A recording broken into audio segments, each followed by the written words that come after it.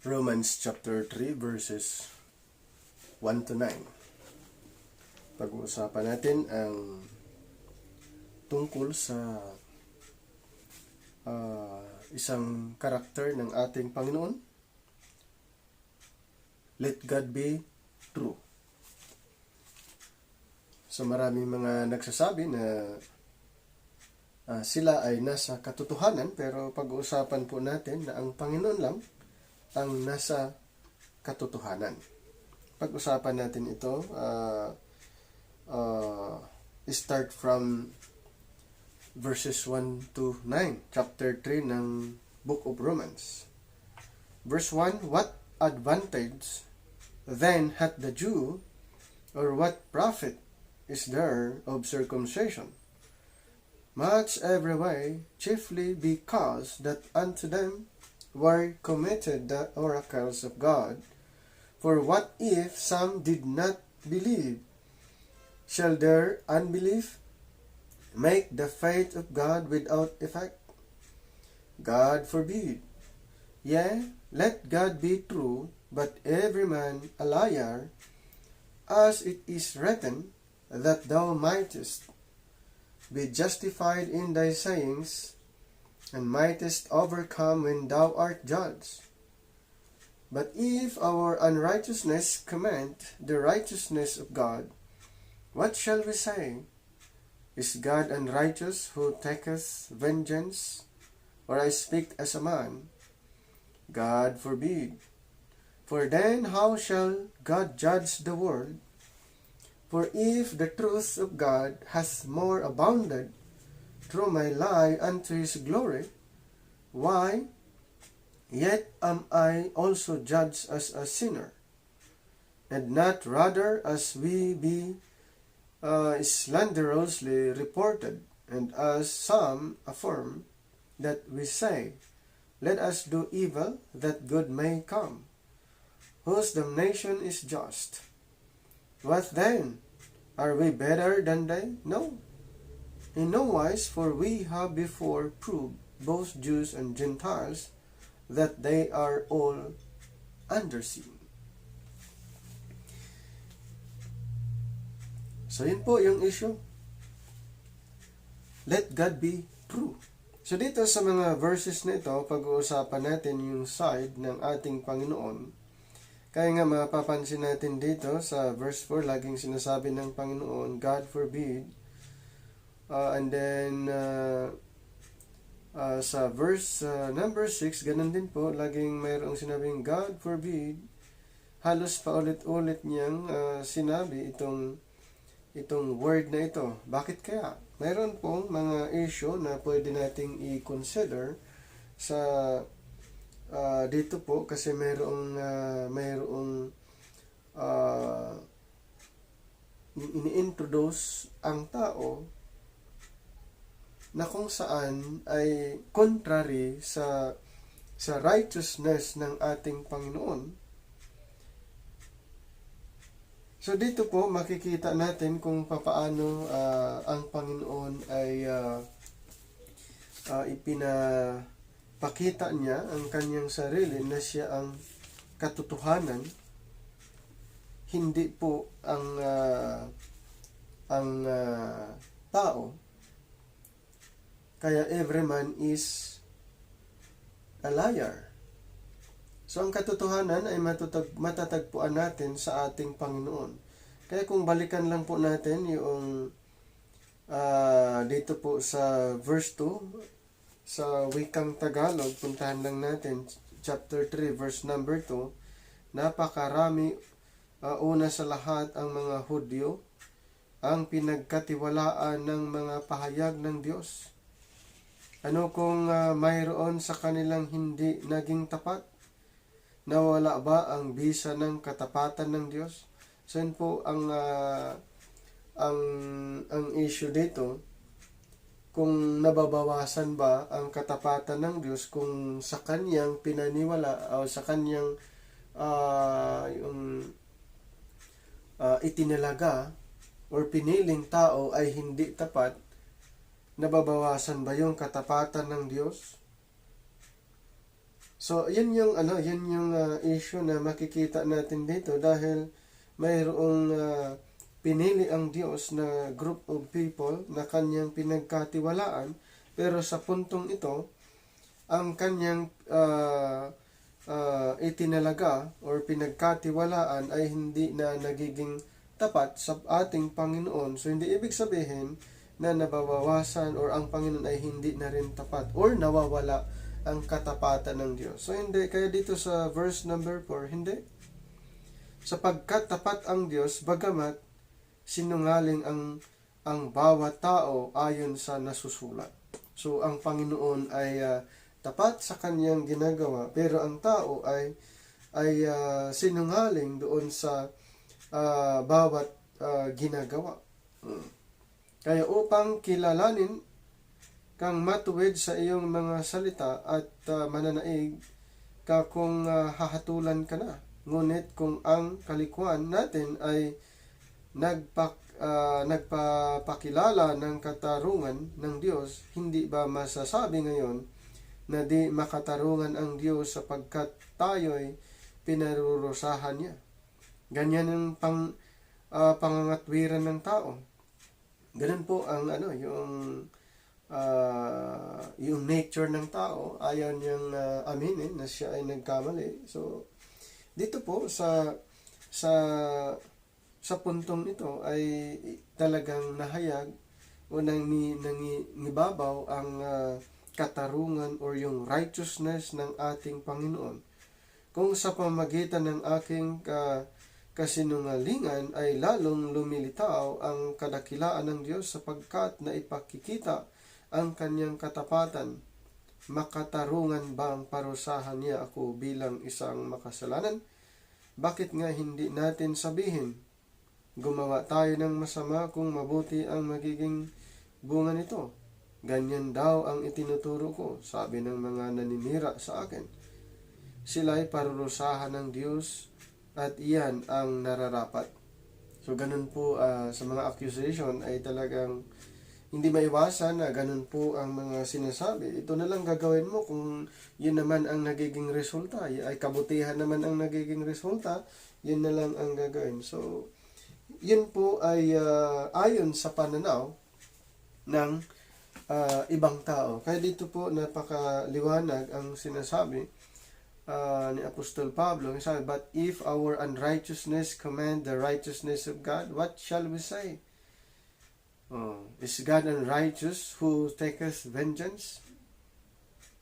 So, yun po yung kung sakaling gumagawa ka ng righteousness and then may ipoproduce yung righteousness ng Panginoon, hindi.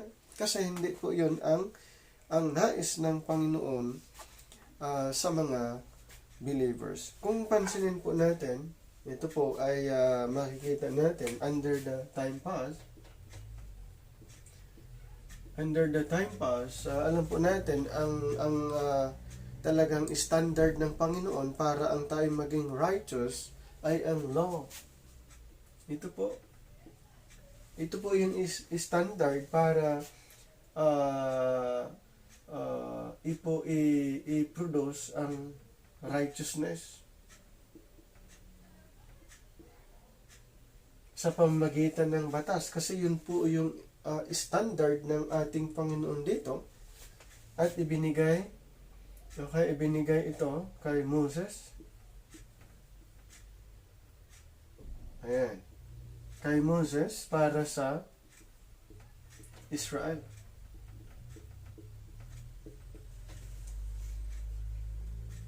Yun po yung righteousness ng ating Panginoon. Kaya dapat nilang sundin ang kautusan ito dahil nga ibinigay ng ating Panginoon para sa kanila. At tandaan po natin ang mga Gentiles ay, ulitin ko, ito ay excluded sa batas na ibinigay ng ating Panginoon sa bayang Israel. Ngayon, yung sinasabi dito na let God be true. Totoo po yan na ang Panginoon lang ang katotohanan. Ayan. Ang Diyos lang ang mayroong katotohanan, ang tao ay more on kasinungalingan. Kaya, dito po sa righteousness na ito na in-offer ng ating Panginoon kay Moses para sa Israel, hindi po nila talagang nasunod ang buong kautusan. Kaya ito pong kautusan na ito ay ang hangganan ay sa cross. So ito po ay hanggang sa cross po. Yun po yung kung saan ang ating Panginoon ay kanyang inabolish according to Ephesians chapter 2 verse 14 to 15. Ephesians chapter 2 14 to 15, for he is our peace, who hath made both one, and hath broken down the middle wall of partition between us, having abolished in his flesh the enmity, even the law of commandments contained in ordinances, for to make in himself of twain one new man, so making peace. In Colossians chapter 2, verse 14 to 17, verse 14, blotting out the handwriting of ordinances that was against us, which was contrary to us, and took it out of the way, nailing it to his cross. And having spoiled principalities and powers, he made a show of them openly, triumphing over them in it. Let no man therefore judge you in meat or in drink, or in respects of an holiday, or of the new moon, or of the Sabbath days, which are a shadow of things to come, but the body is of Christ. So ito po ang hangganan. Kaya pagdating dito sa time na ito, but now, ang righteousness ay hindi na po sa pamagitan ng kautusan, kundi ang righteousness ay dito na po sa cross. Hindi sa law, kundi sa cross. Yun po yung basis ng righteousness dito po sa mga believers under this present time. So, ang mga Gentiles ay kasama na po na magiging bahagi dito sa programang ito and maging mga Israel. So, ang programang ito po ay wala na pong kaibahan ang Israel at saka Gentiles sa time na ito. Kaya yung sinasabing, let God be true. Totoo po yan, sinasabi dito na ang Panginoon lang ang totoo, ang tao ay sinungaling. Kahit anong gagawin ng tao, ay hindi po mabawasan ang righteousness ng ating Panginoon. Kaya dito po, balikan lang natin ang Romans chapter 3, verses 1 and 2. Ito po yung the whole issue. Kung pansinin po natin, ito yung issue na makikita natin. Paul has been handling objections for 2 chapters about Romans chapter 1 verse 18. So kung babasahin po natin dyan, ay talagang may mga matinding hinaharap at inaayos si Apostol Pablo. Doon po sa Romans 1:18. And then, dito naman yung word na much, which means that Paul is still doctrinally in the past. In Galatians chapter 3:28, in Ephesians chapter 3 verse 6, in another issue is every way. So they had promises no other people could claim in Romans chapter 9, verses 4 to 5. And then another issue here is the word oracles. So the orations or words of God in Acts chapter 7, verse 38, in Deuteronomy chapter 4, verse 7, in Psalms 147:20, and Jeremiah 29, verse 10. So yun po yung pinag-uusapan dito, the oracles of God. So kung babasahin po natin yung oracles, ay babalik po tayo dito sa teaching under the time past. Then, ang makikita naman nating issue dito sa verses 3 to 4, the book of Romans chapter 3. So the word some in unbelief, Israel's faithfulness according to John 1:11, in Matthew 23:29 to 35, and Acts 7:51 to 52. Ang issue po dito ay referring to the life of Israel, their faithfulness during sa kapanahonan po dito. Yun po yung sinasabi po dyan sa issue dito sa verses 3 and 4.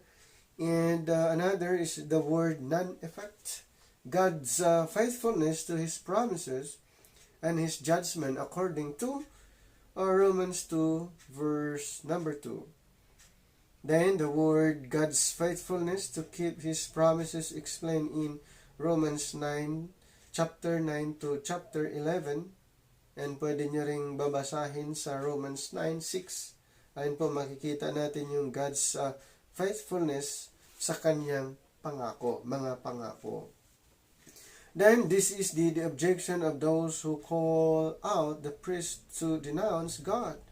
Let God be true. So, He cannot be untrue. Ang Panginoon, hindi pwedeng sabihin natin na hindi totoo ang kanyang sinasabi. In 2 Timothy chapter 2 verse 13, Numbers 23:19, Titus 1:2, na talagang ang Panginoon ay totoo sa kanyang mga sinasabi. We are quick to distrust God and trust men of science or scholarship. Dito kasi sa nature natin ay madali nating ayaw nating magtiwala sa ating Panginoon, mas lalong nagtiwala tayo sa tao. Yun po yung nature natin. Pero yun nga, hindi nababawasan ang pagka-Diyos, ang pagiging righteous or tapat ng ating Panginoon kung tayo naman ay hindi totoo sa Kanya. So, every man is a liar. Ayun nga dito sa nabanggit po natin, is hard to swallow in a post-modern world. According to Psalms 6:2-9, in Proverbs 21 verse 2. So, babasahin niyo lang po yung mga nabanggit nating mga verses. Pwede niyong isulat or ilista yung mga verses at i-study niyo po. Okay? I-study niyo po ang mga verses na ito in line with our study. God's judgment is right. Okay? God's judgment is right when sinners admit iniquity. According to Psalms 51 verse 4 and Exodus chapter 9:27 and Nehemiah 9:33. So ito po ay referring to God's judgment, ay talagang parurusahan niya ang mga makasalanan dahil ang Panginoon ay righteous. Kung may mga nagkasala ay nature din po ng Panginoon na dapat parusahan ang mga nagkasala. And then, another issue na matatagpuan natin sa Romans chapter 3, verses 5-6, God said Israel would sin and that He would judge them, according to Romans 2:24, Deuteronomy 29:32. If Israel was the object of God's prophecy, then why does He judge? So, ayun po yung issue dito, makikita natin. Kung talagang siya ay ang issue ng prophecy, ay bakit niya parurusahan? Ang parurusahan lang naman niya yung mga hindi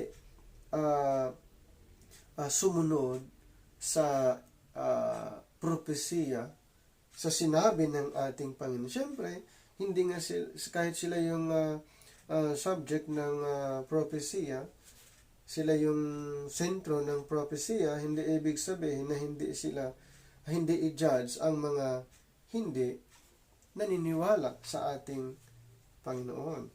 Some teach God created sin for His glory.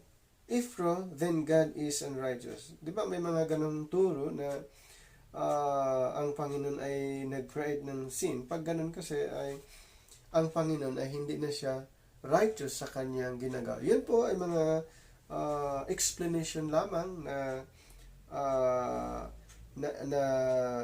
acquired ng mga tao ayon sa kanilang analysis, base sa kanilang idea patungkol sa Panginoon. Pero ang Panginoon ay hindi po siya gumagawa ng mga bagay na pwedeng siya ay magiging unrighteous. Ang Panginoon, siya ay righteous sa kanyang ginagawa. Ang tao ay unrighteous ayon sa kanyang pananaw. God is not the author of sin in Isaiah 45:7, but the devil in John 8:44 and man Romans 5:12. Ang Panginoon na hindi siya author ng kasalanan. Ang author ng kasalanan ay ang Diablo according to John 8:44 and maging dito sa Romans 5:12 ang tao. Pero ang Panginoon hindi. Dito sa book of Isaiah 45:7, yung sinasabi niyang I create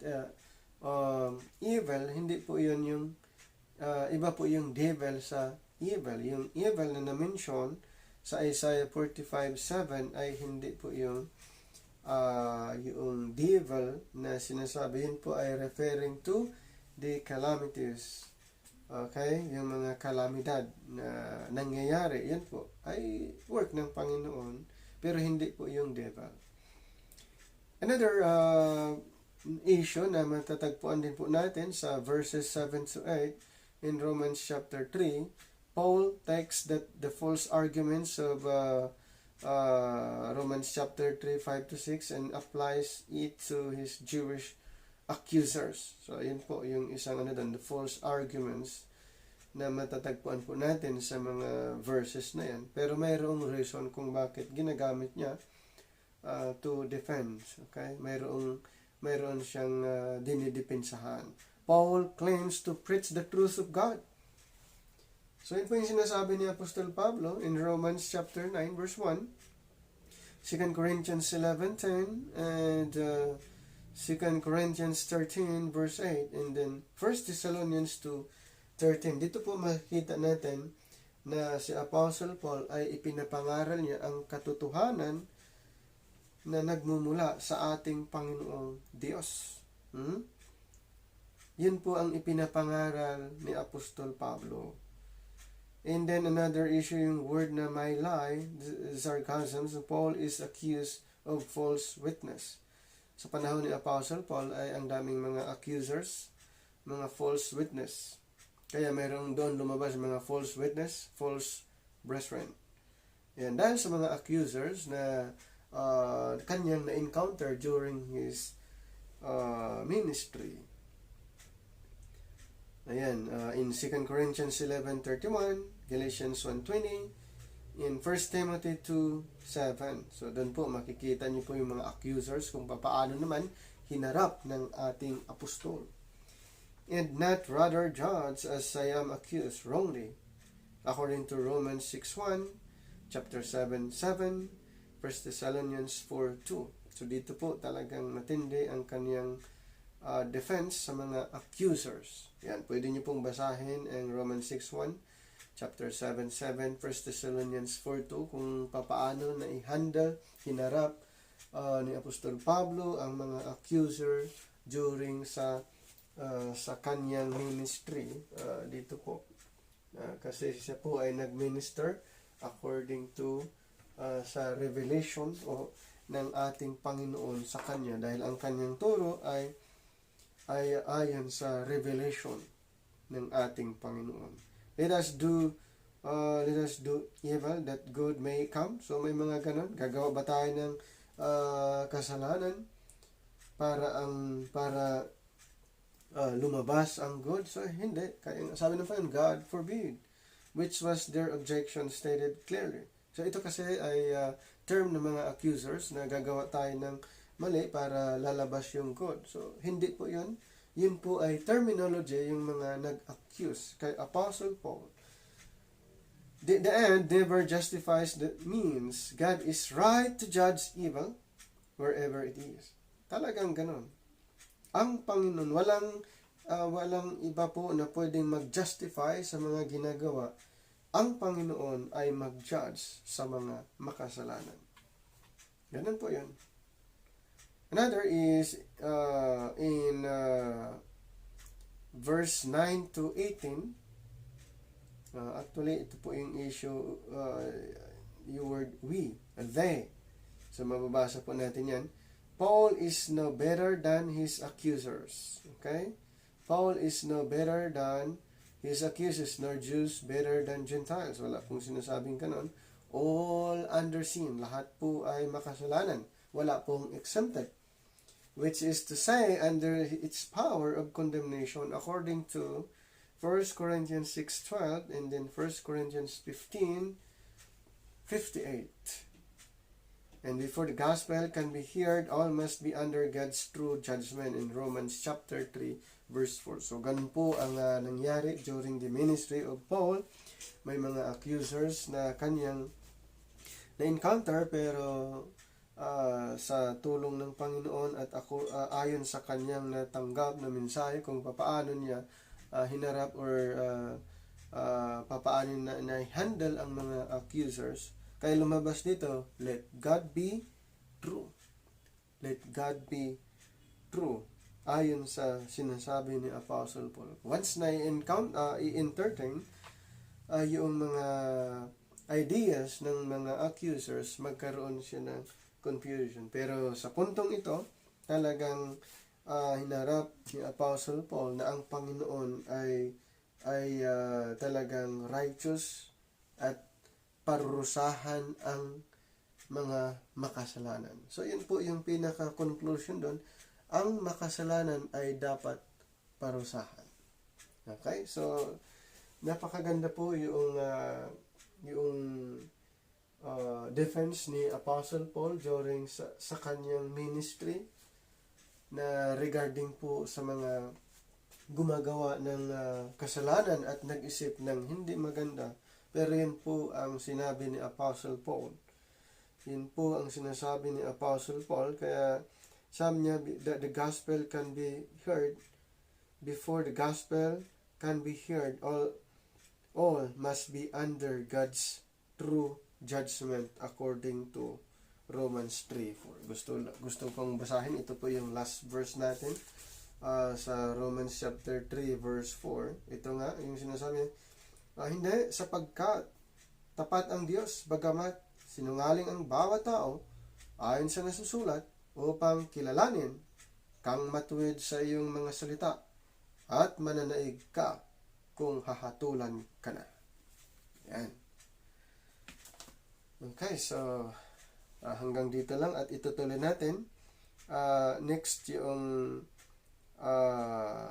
ibang mga verses dito sa chapter 3. Maraming salamat.